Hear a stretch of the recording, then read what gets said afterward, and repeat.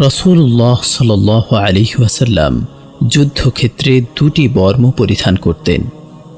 তিনি অসুস্থ হয়ে চিকিৎসকদের পরামর্শ নিতেন। শত্রুদের দৃষ্টি এড়াতে পাহাড়ের গুহায় আশ্রয় নিয়েছিলেন। নিজের নিরাপত্তা বিধানের জন্য সহচরদের জিজ্ঞেস করেছিলেন, কে আজ রাতে আমার পাহারাদারি করবে। তিনি নিরাপত্তা রক্ষার্থে ঘরের দরজা বন্ধ করতেন।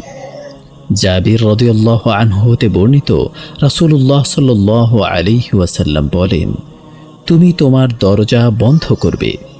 তিনি আমাদের এও জানিয়েছেন, আল্লাহর উপর ভরসা করার সাথে সতর্কতা অবলম্বনের কোনো বিরোধ নেই।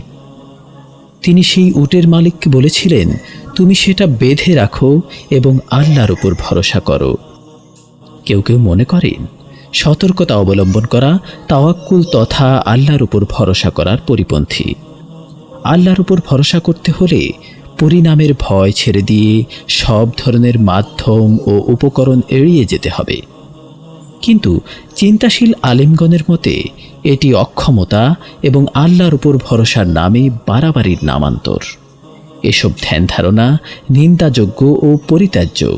মহান আল্লাহ তাআলা পরিপূর্ণ সতর্কতা ও নিরাপত্তা ব্যবস্থা গ্রহণের পরই তার উপর ভরসার নির্দেশ দিয়েছেন।